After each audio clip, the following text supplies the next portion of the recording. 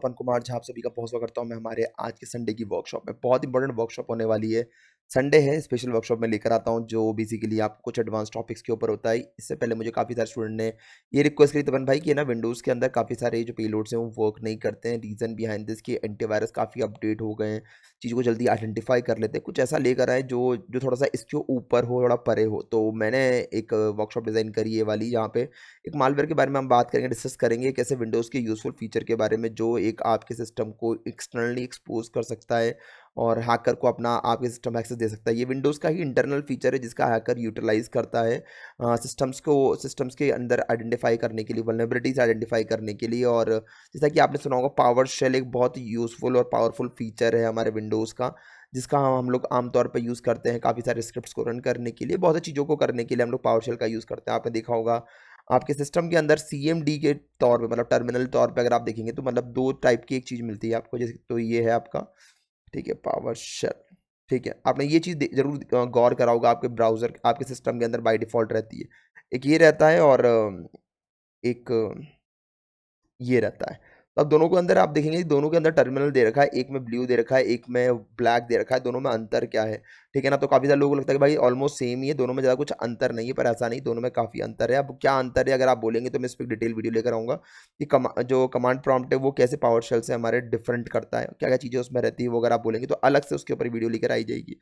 आज बताने वाला हूँ पावर शेल पे चलने वाली फाइल्स जो होती है, जिसे हम पीएस1 फाइल बोलते हैं, ठीक है ना? जब भी आप कोई फाइल सेव करते हैं, जैसे अगर आपने टेक्स्ट फाइल सेव करते हैं, जैसे नोटपैड में कुछ भी लिखा अपन ने, जब मैं सेव करता हूँ तो वो जाता है हमारे पास टीएक्सटी फॉर्मेट में। ऐसे ही जब कोई में सॉन्ग होता है तो वो एमपी3 फॉर्मेट में होता है।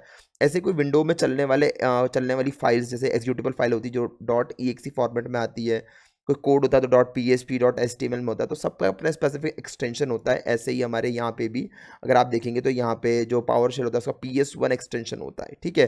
तो आज बात करने वाले बहुत इंटरेस्टिंग रहेगा, इसमें काफ़ी सारी चीज़ों के बारे में बात करूंगा मैं। पहले बात करेंगे, हम प्रैक्टिकली देखेंगे चीज़ों के करके कि भाई कैसे पावर शेल के थ्रू, अगर पावर शेल आपके सिस्टम में इनेबल है, आपके सिस्टम में होगा, पहले वर्कशॉप स्टार्ट करने से पहले एक बार यहाँ पे डालें पावर शेल सर्च के अंदर और जाके चेक करें कि पावर शेल आपके सिस्टम में है या नहीं। अगर पावर शेल आपके सिस्टम में है तो भाई आपका सिस्टम हो सकता है वनरेबल, किसी भी हैकर आपके सिस्टम का एक्सेस ले सकता है। तो अब देखें कि पूरे वर्कशॉप के अंदर कैसे कैसे क्या क्या बनता है और कैसे हम काली का यूज़ करने वाले हैं, बता दूं मैं गाइस आज आपको। आज मैं यूज़ करने वाला हूँ विंडोज़ काली लिनक्स, पहले मैं यूज़ करूँगा।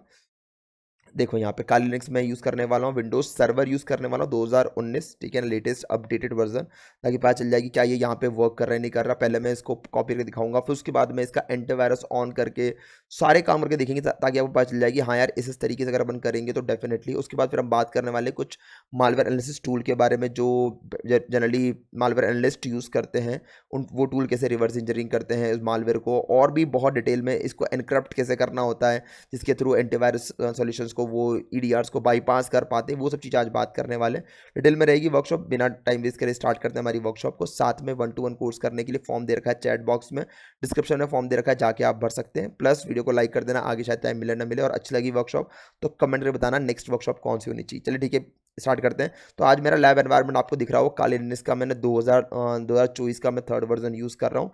यहाँ पे मैंने 3 टैब ओपन कर रखे हैं। पहले टैब के अंदर मेरे यहाँ पे मैंने एक कमांड लिखा हुआ है ऑलरेडी, अगर आपको पता है तो यहाँ पे MSF वेनम जो है, बेसिकली MSF वेनम हेल्प करता है आपको क्या करने के लिए, आपको पेलोड जनरेट करने के लिए। यहाँ पे मैंने -p करके मैंने स्पेसिफाई कर दिया है कि मुझे विंडोज़ 64 बिट दे रखा है यहाँ पे, और meterpreter reverse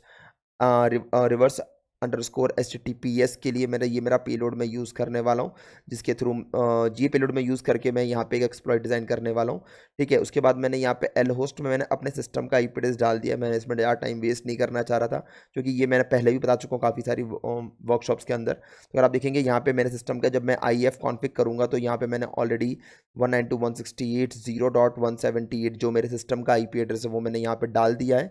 L port, क्योंकि मैं यहाँ पे HTTPS का कनेक्शन लेने वाला हूँ।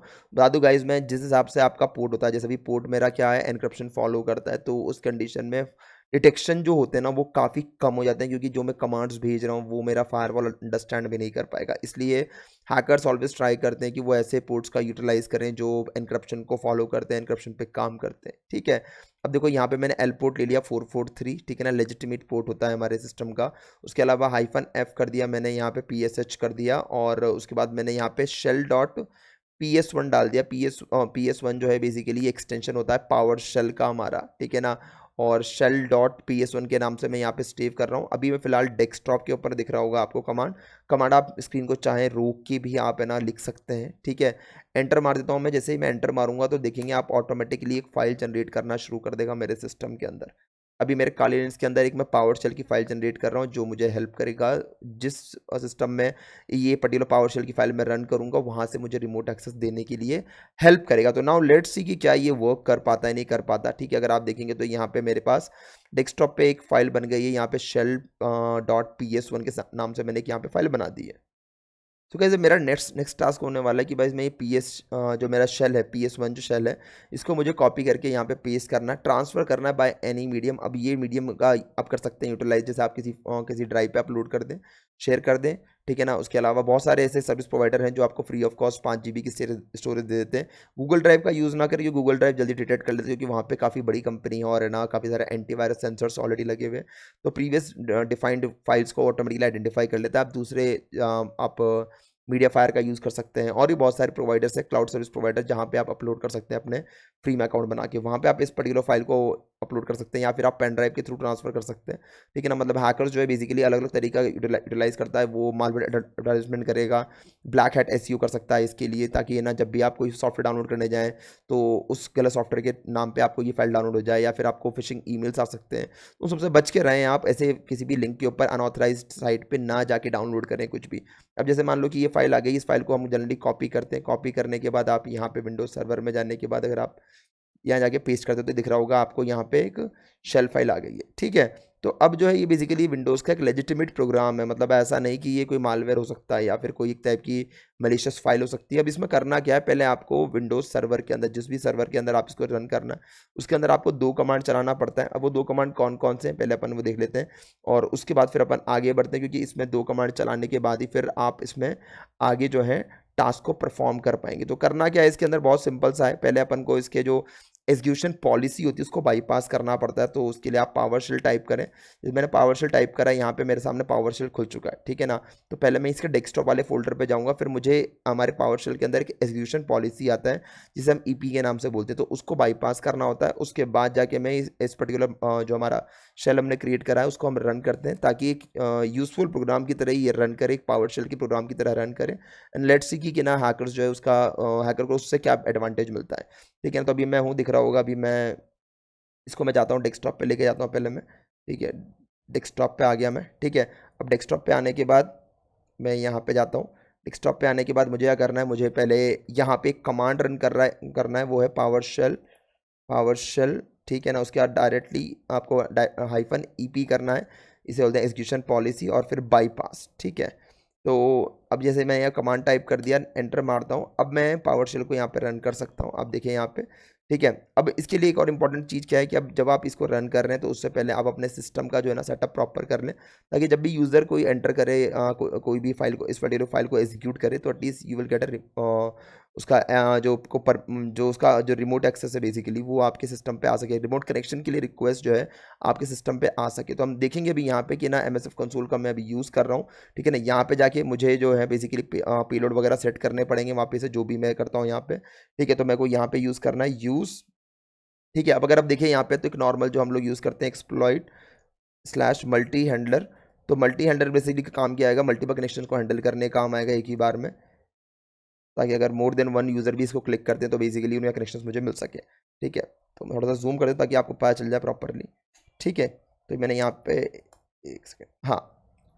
तो मेरा कमांड पहले वाला था use space exploit slash multi slash handler. ये करने के बाद ये बेसिकली आपको सर्वर पार्ट पे करना पड़ता है। अब इसके लिए आप चाहे तो अपने सिस्टम का यूज़ करें या फिर आप कोई भी क्लाउड एनवायरनमेंट ले सकते हैं। अगर आपका क्लाउड है, जैसे मान लो एजोर हो गया, AWS हो गया, वहाँ पे आप अपना एक वर्चुअल मशीन होस्ट करें काले लिनक्स का, और उसको उसका SSH लेके भी आप कर सकते हैं। अगर आप बोलेंगे तो मैं उसके ऊपर अलग से वीडियो लेकर आ जाऊँगा कि कैसे टर्मिनल एक्सेस ले सकते हैं, और फिर आप अपने सिस्टम से भी रिमोटली चलाएं उसको, और बाद में आप चाहें तो उसको इंटरनेट पे भी पब्लिश कर सकते हैं, ठीक है। ये करने के बाद फिर हमें क्या करना है, यहाँ पे पेलोड सेट करना है, सेट पेलोड। अब पेलोड जो है मैंने क्या करा है, विंडोज़ का ही मुझे यूज़ करना है, विंडोज़ स्लैश x64, ठीक है। फिर बताऊँ मैं यहाँ पे, तो यहाँ पे मीटर पिटर पिटर अंडरस्कोर मुझे रिवर्स करना है, रिवर्स एक सेकेंड, अरे भी टैब मार दिया मैंने गलती से। टैब मत मारना वरना बहुत सारे कमांड्स को लोड करता है वो एक ही बार में। ठीक है, वेट कर लेते हैं एक बार, इसको कंप्लीट होने देते हैं एक बार, स्पेलिंग वगैरह चेक कर लेते हैं। बेटर PRETER, ठीक है ये सही है। थोड़ा सा यहाँ पे वेट करना पड़ेगा। हाँ, REVER रिवर्स अंडरस्कोर, उसके बाद फिर आपको HTTPS, ठीक है। ये कर दिया अपन ने, यहाँ पे अपन ने डाल दिया पेलोड सेट कर दिया, वही पेलोड सेट करना है जो अपन ने वहाँ पे एक्सप्लॉइट जनरेट करते वक्त अपन ने यूज़ करा था, ठीक है। तो अब जैसे मैंने यहाँ पे एंटर मारूंगा, अब एंटर मारने का दिख रहा होगा ये पेलोड मैंने सेट कर दिया है मेरे यहाँ पे मेटा एक्सप्लॉइट के अंदर। अब उसके बाद मुझे करना क्या है कि मुझे यहाँ पे एल होस्ट सेट करना है, क्योंकि पर्टिकुलर मुझे क्या करना, बेसिकली मैं कर रहा हूँ मेरे काली के ऊपर मैं एक लिसनर ऑन कर रहा हूँ। जब भी कोई मेरे इस सिस्टम पे इस IP एड्रेस के ऊपर इस पोर्ट नंबर पे कोई एक रिक्वेस्ट भेजे तो मेरा सिस्टम उसको कैप्चर कर लेगा और उसके बाद वो उसको यूटिलाइज कर सकता है बेसिकली कनेक्टिविटी सेटअप करने के लिए, ठीक है। तो अब मैं यहाँ पे अपने सिस्टम का IP एड्रेस डालूंगा, जो मेरे सिस्टम का IP एड्रेस है 192.168.0 डॉट, अभी बात चेक कर लेता हूँ मेरे सिस्टम का IP एड्रेस जो है वो क्या है। वो आपको काली लिनक्स मशीन का यूज़ करना है, 178 मुझे यूज़ करना है, 178, ठीक है। जब मैं एंटर मारूंगा यहाँ पे, अब मुझे एल पोर्ट सेट करना है। एल पोर्ट लोकल पोर्ट होता है आपका, आर होस्ट होता है रिमोट होस्ट और एल होस्ट होता है लोकल होस्ट। एल पोर्ट होता है हमारे पास लोकल पोर्ट, आर पोर्ट होता है रिमोट पोर्ट। तो यहाँ पे 443 का मुझे यूज़ करना है, ठीक है। और एंटर मार देता हूँ और यहाँ पे मैं एक्सप्लोइट देता हूँ, ठीक है ना। अब ये मेरा चालू रहना चाहिए, जब अगर लिसनर आपका ऑन नहीं रहेगा तो अगर यूज़र कभी भी क्लिक कर सकता है, वो अभी करे आधे घंटे के बाद 2 घंटे के बाद, तो बेसिकली आपका एक्सप्लोइट चालू रहना चाहिए ताकि कनेक्शन को कैच करने के लिए आपका सिस्टम हमेशा रेडी रहे, ठीक है। तो अब देखो जैसे कि ना पावरशेल एक बहुत जेन्युइन प्रोग्राम है, लोग पावरशेल्स पर ट्रेनिंग करते हैं और पावरशेल को बहुत ही अच्छे से यूटिलाइज करा जाता है, हमारे ऑटोमेशन के लिए भी हम लोग यूज़ करते हैं। तो एक यूज़फुल फीचर को विंडोज़ जो है ना कभी भी आइडेंटिफाई नहीं कर पाता, इसलिए बहुत सारे हैकर्स जो होते हैं ना इवेजन टेक्निक्स के अंदर विंडोज़ के ही फीचर्स का यूज़ करते हैं ताकि आइडेंटिफिकेशन बहुत लेस लेवल पे हो सके, ठीक है ना। तो मैंने यहाँ पे एक्सप्लोइट जो है इसको एंटर कर दिया है। अब ये वेट कर रहा है कि इसको कनेक्टिविटी मिले, ठीक है। दिख रहा होगा आपको यहाँ पे स्टार्टेड HTTPS रिवर्स हैंडलर। अब करना क्या है, बेसिकली आपको यहाँ पे आके जो भी इसकी जो फाइल है जो अपन ने यहाँ पे दे रखी है ./shell.ps, ठीक है। अब मैं यहाँ पे जाके इसको रन करता हूँ। जब मैं इसको रन कर रहा हूँ तो आप देखेंगे यहाँ पे, तो बस मुझे एक प्रोसेस ID यहाँ पे इसने दे दिया। अब देखो 1924 दे दिया है। अब देखो यहाँ पे तो मुझे एक जो कनेक्शन है वो सेटअप हो चुका है, आप देखेंगे यहाँ पे।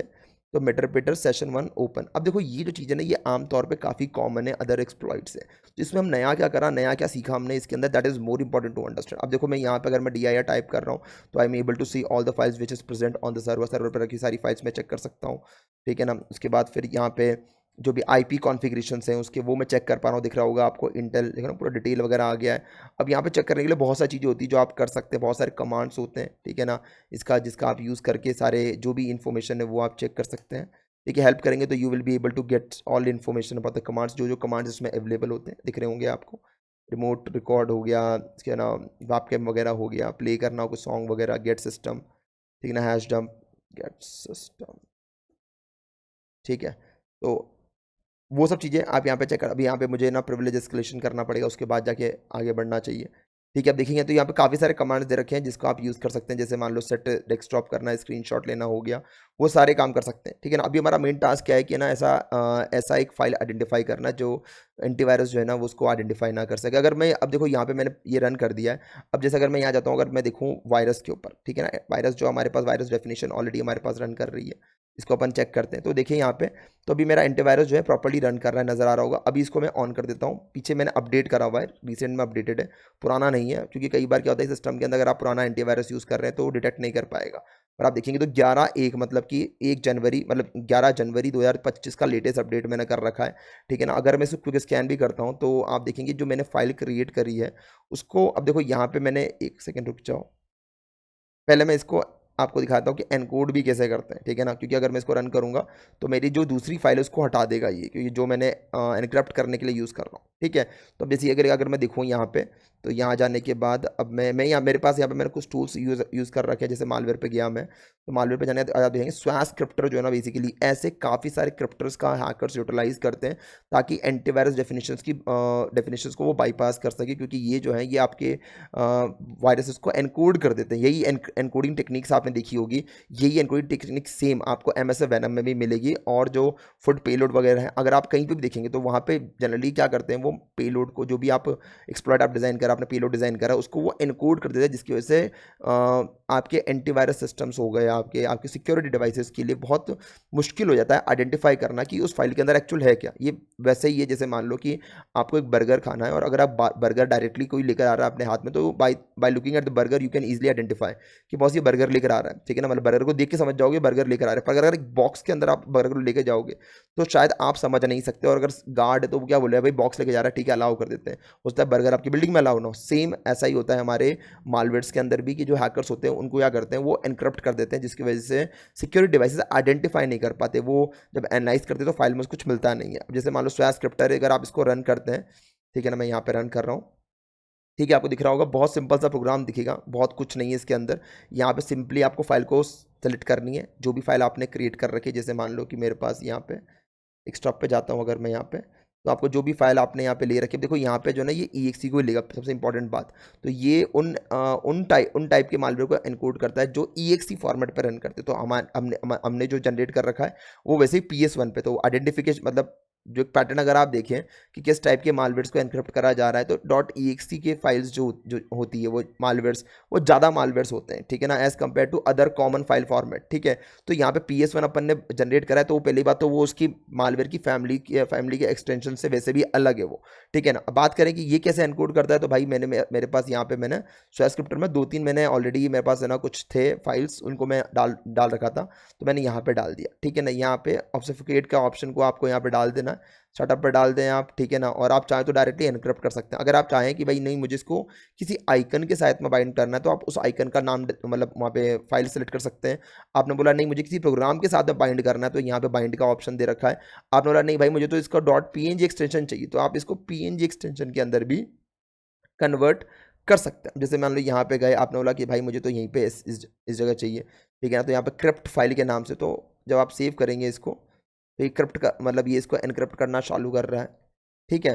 तो अब क्योंकि मेरे सिस्टम के अंदर मैंने एंटीवायरस ऑन कर रखा है, तो बता दूं मैं आपको, ये जो काम होता है ये हैकर अपने मशीन पे एंटीवायरस बंद करके करता है, ऑन करके नहीं कर सकता, वरना एंटीवायरस को ईजिली आइडेंटिफाई कर ले, ठीक है। सो बेसिकली ऐसे, ये मैंने एक एग्जांपल दिया जस्ट छोटा सा आपको, पर ऐसे बहुत सारे क्रिप्टर्स अवेलेबल हैं। So when you are going for a malware process, अगर आप मालवेयर रिवर्स इंजीनियरिंग में जा रहे हैं, मालवेयर एनालिस्ट अगर आप बनने वाले, तो पहले आप समझे कि ये क्रिप्टर्स जो है ना ये काम कैसे करते हैं, और डिफरेंट टाइप ऑफ, ये स्वैश क्रिप्टर एक ऑप्शन दे रखा है मैंने आपको।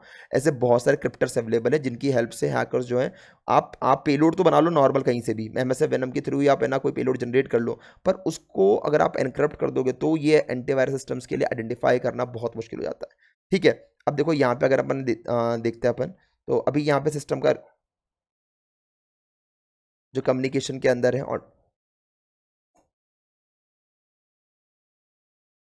ठीक है,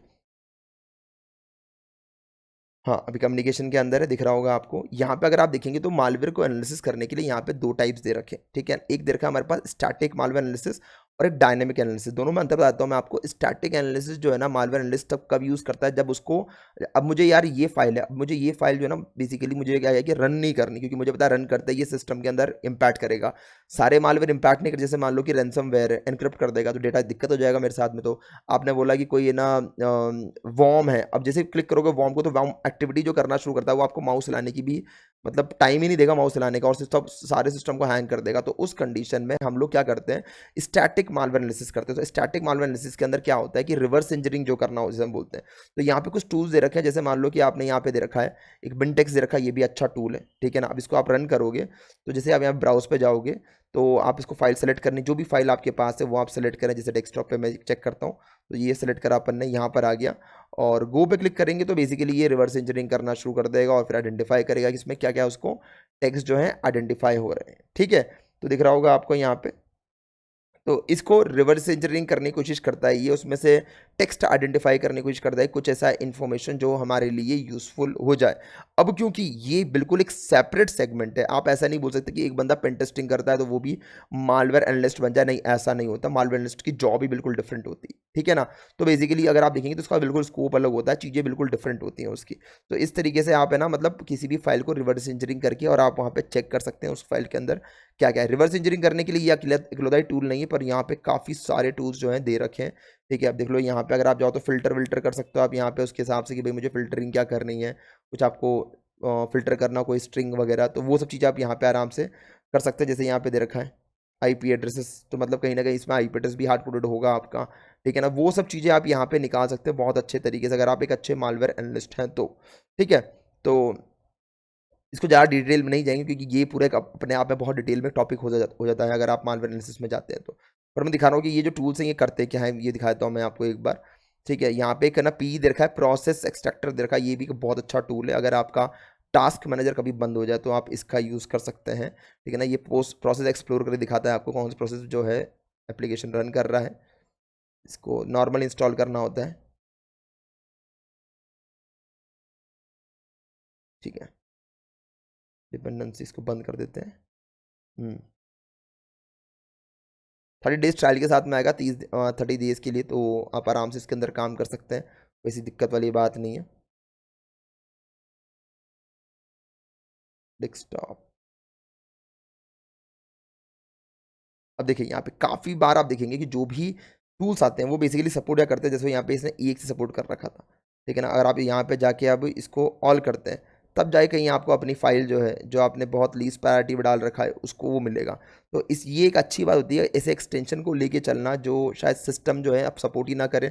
अब ऐसे टूल्स जो है बेसिकली काम ही नहीं कर पाएंगे उस टूल, उस पर्टिकुलर टूल के ऊपर, उस पर्टिकुलर फाइल के ऊपर जो आपने जो विंडोज़ से रिलेटेड ही बनाया। तो पावर शेल जो है एक बहुत इंपॉर्टेंट फीचर हो जाता है, और पावर शेल की हेल्प से जो बाईपास होते हैं वो कॉर्पोरेट्स के अंदर भी काफ़ी होता है, क्योंकि कॉर्पोरेट्स के अंदर हम लोग पावर शेल का यूज़ करते हैं हमारे डे टू डे टास्क को परफॉर्म करने के लिए, ठीक है। अगर मैं यहाँ पर आऊँ और देखते हैं अपन, यहाँ पे और बड़े बड़े आईडीए प्रो जो है ये बहुत अच्छा एक टूल है, ठीक है ना। अगर आपने नहीं सुना तो यू मस्ट लिसन दिस, ठीक है ना। आईडीए प्रो बहुत प्यारा टूल है, और ये रिवर्स इंजीनियरिंग करने के लिए हम लोग यूज़ करते हैं, मालवेयर रिवर्स इंजीनियरिंग करने के लिए, एनालिसिस करने के लिए, डिपेंडेंसीज चेक करने के लिए भी हम लोग यूज़ करते हैं कि जब ये मालवेयर रन करेगा तो उस टाइम पे किस किस टाइप के फाइल्स कॉल होती है, क्या क्या प्रोसेस चलते हैं हमारे सिस्टम में, ताकि आपको पता चल सके कि किस किस टाइप की परमिशन एक्वायर कर रहा है, कौन सी फाइल को रन कर रहा है। काफ़ी यूज़फुल होते हैं। तो रिवर्स इंजीनियरिंग जो है ना ये अपने आप में बहुत डिटेल सेगमेंट है, ठीक है ना। इसके अलावा जैसे इसको चलने देते हैं एक बार, स्टार्ट हो जाइए। उसके अलावा यही नहीं होता, यहाँ पे डिपेंडेंसी वॉकर, डिपेंडेंसी की भाई डिपेंडेंसीज चेक करने के काम आता है ये चीज़, कि फाइल की डिपेंडेंसीज क्या क्या है। यहाँ पे आके बस सारे में आपको ये सारे में जाके बस आपको ओपन ही करना है, उसका फिर चेक करना है कि अब देखो यहाँ पे इसने दे दिया कि ना see the log Windows for detail error while detecting and processing. तो यहाँ पे देखो क्या दे रखा है कि ना आपको जनरली जो जब आप PS1 फाइल पे चल जाओगे ना तो उस टाइम पे काफ़ी सारे टूल्स जो है ना सपोर्ट करना ही बंद कर देंगे। ये एक बहुत अच्छी बात है हमारे पास कि ना पावर शेल का अगर आप कोई भी हैकर पावर शेल का यूज़ करता है तो उसके डिटेक्शन के चांसेस है ना काफ़ी कम हो जाते हैं, क्योंकि टूल ही काम सपोर्ट ही नहीं करेंगे ना उसको। तो ये एक बात होती है, ठीक है। अगर आप यहाँ पर आए डायनेमिक एनालिसिस के अंदर बात करूँ मैं, ये डायनेमिक एनालिसिस तब होता है जब आपने मालवेयर चला रखा है, जैसा अभी हमारे सिस्टम में ऑलरेडी मालवेयर चल चुका है, ठीक है ना। हमारे सिस्टम में चल रहा है, और जो सिस्टम है वो ऑलरेडी कनेक्टेड है हमारा जो, तो उस कंडीशन में आप रन करोगे डायनेमिक एनालिसिस, ठीक है। तो चलाने के बाद रन करना है डायनेमिक, और चलाने से पहले रन करना है आपको स्टैटिक। अगर आप मालवेयर के अंदर हैं और आपने बोला कि तमन भाई इसको मैं चला नहीं सकता क्योंकि ये एक बहुत हार्मफुल वायरस है, तो उस कंडीशन में आप स्टैटिक एनालिसिस पे चल जाए। अब देखो आपको यहाँ पे ढूंढना पड़ेगा, ये आपके प्रोसेस एक्सप्लोरर जो है ना टास्क मैनेजर की तरह होता है, इतने सारे हमारे सिस्टम में प्रोसेस रन कर रहे हैं, नज़र आ रहा है आपको, जिसमें कि मेरा ये आइसोलेटेड मशीन है जिसके अंदर मैं कोई प्रोसेस रन नहीं कर रहा, तब भी अगर आप देखेंगे तो कितने सारे प्रोसेस हमारे कंप्यूटर में अभी इस टाइम पे रन कर रहे हैं। तो इन सब चीज़ों को एनालिसिस करना पड़ता है आपको, ये एक बहुत नेक्स्ट लेवल का टास्क होता है। ये आपको पूरा डिटेल देता है उस चीज़ के बारे में, क्या प्रोसेस रन कर रहा है, क्या है उसका ऑपरेशन, क्या है। PID दे रखा है यहाँ पे, आपको दिख रहा होगा, प्रोसेस ID जिसे हम बोलते हैं, प्रोसेस का नाम दे रखा है, और PID दे रखा है। एक मिनट, इतने सारे प्रोसेस हैं। रिजल्ट दे रखा है, उसकी लेंथ डिटेल दे रखी है उसके बारे में, और पाथ कहाँ पे वो एग्जिस्ट करता है वो दे रखा है। तो ये सब जो है ना, ये देखिए क्या होता है, जैसे आपने कोई मालवेयर डाला तो वो सबसे पहले टास्क मैनेजर बंद कर देगा, आपके आपके विंडोज़ के असेंशियल कंपोनेंट्स को बंद कर देगा। तो उस कंडीशन के अंदर हमारे पास ये सारे टूल्स काम आते हैं, जिनकी हेल्प से हम लोग रीड आउट कर सकते हैं उस पर्टिकुलर फाइल को, हमारे सिस्टम के अंदर जो फाइल जो गड़बड़ी हो रही है उसको हम चेक कर सकते हैं, ठीक है। तो इसके थ्रू भी आप कर सकते हैं। अब इन सब चीज़ों के लिए थोड़ा टाइम लगता है, जल्दी नहीं होता है। अब बता दूँ मैं आपको, इसके बाद फिर यहाँ पर आता हूँ मैं, पोर्ट मॉनिटर, ठीक है ना। हमारे सिस्टम के अंदर एक और ये देखो TCP व्यू दे रखा है, या करंट पोर्ट का भी कर सकते हैं यूज़ TCP। हाँ, यहाँ पे क्लिक करें। ये जब आप हमारे कंप्यूटर के अंदर नेट स्टेट वाला कमांड चलाओगे, सेम वैसे ही काम CMD के थ्रू भी आप ये वाला काम कर सकते हैं। अगर आप दिखाओ मैं आपको, नेट स्टेट -en, ठीक है। अगर आप ये डालेंगे तो ये भी आपको पोर्ट्स के बारे में पूरे स्टेटस दे देगा कि कौन कौन से पोर्ट्स जो हैं आपके कम्युनिकेशन के अंदर है, ठीक है। तो ये भी एक काम आता है हमारा।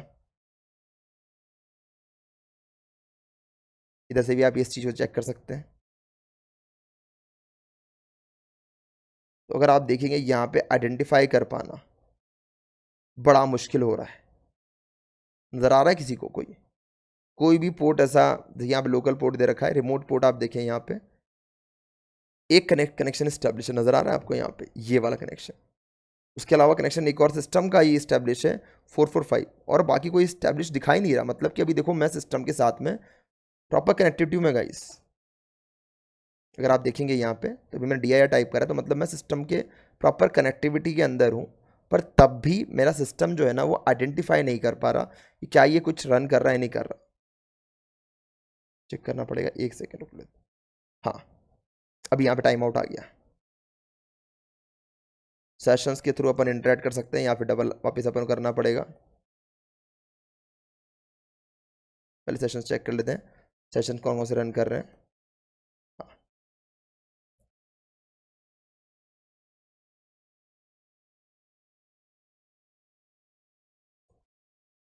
यहाँ पे आई देखिए, हमें इंटरेक्टिव करना पड़ता है इसको, 1 2 ऑलरेडी इंटरेक्टिव, ठीक है।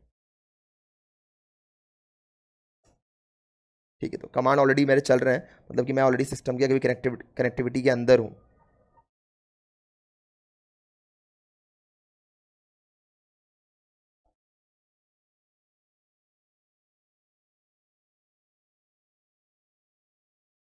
बस मेरा सिस्टम क्यों आइडेंटिफाई नहीं कर पा रहा, आप देखिए यहाँ पे सिस्टम में वो आइडेंटिफाई नहीं कर पा रहा है यहाँ पे कि मैं क्या कनेक्टिविटी में हूँ भी या नहीं है।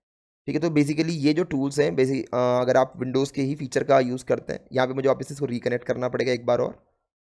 ठीक है, तो अगर आप देखेंगे ये जो टूल्स हैं ये हेल्प करते हैं आपको। अच्छा, मैंने रन कर रहा,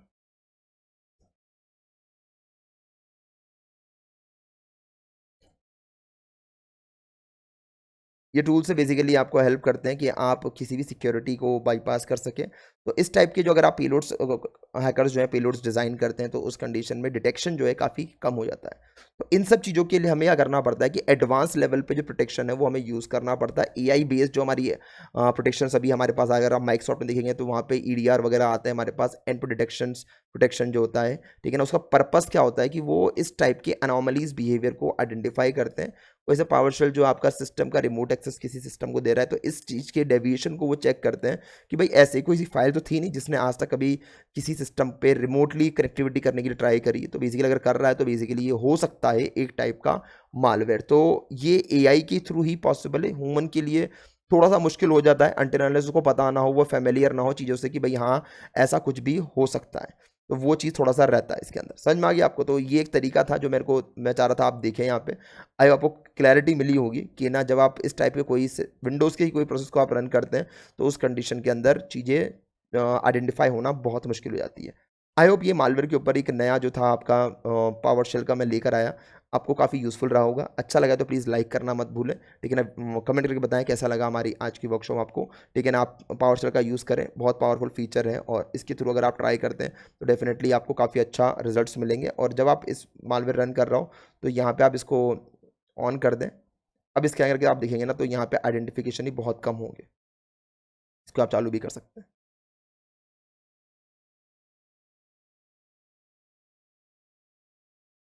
तो आप चेक कर सकते हैं यहाँ पे जो मेरा मालवेयर है अभी भी मेरे यहीं पे दिख रहा होगा आपको, और यहाँ पे इसने थोड़ा सा टाइम लिया, ठीक है ना। पर अगर आप देखेंगे तो यहाँ पे इसने 0 थ्रेड फाउंड करे और फाइल जो है अभी भी यहीं पे है। तो इस तरीके से आप चेक कर सकते हैं कि भाई जो है ना मालवेयर है आपका, वो आपका जो विंडोज़ एंटीवायरस है वो आइडेंटिफाई कर पा रहा है नहीं कर पा रहा।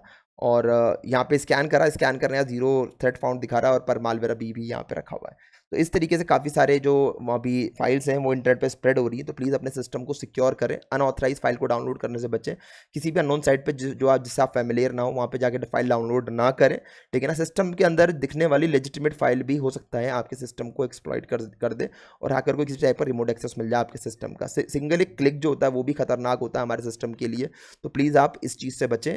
ऑथराइज वेबसाइट पे जाएं, जहां से आपको ऑफिशियल वेबसाइट है वहीं से डाउनलोड करें। उस टाइप के किसी भी अदर प्लेटफॉर्म पे जाके डाउनलोड ना करें।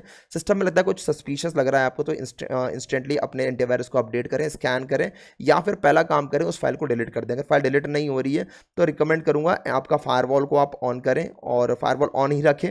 क्योंकि फायरवॉल जो होता है बेसिकली इस टाइप के अनऑथराइज कनेक्शंस को ब्लॉक कर देता है, ठीक है ना। आपको नहीं समझ में आता है कि नहीं भाई मेरे को तो दिक्कत समझ में नहीं आ रहा, विंडोज़ फायरवॉल आइडेंटिफाई नहीं कर पा रहा, एक बहुत बेस्ट सॉल्यूशन दे रहा हूँ आपको। कोमोडो का एक फायरवॉल आता है, फ्री ऑफ कॉस्ट फायरवॉल है, ठीक है ना, कोई पे नहीं करना पड़ता उसके लिए आपको, ठीक है। मैंने भी बहुत यूज़ करा है, पर थोड़ा सा अनोइंग जरूर है क्योंकि वो हर एक प्रोसेस के लिए आपको रोकेगा।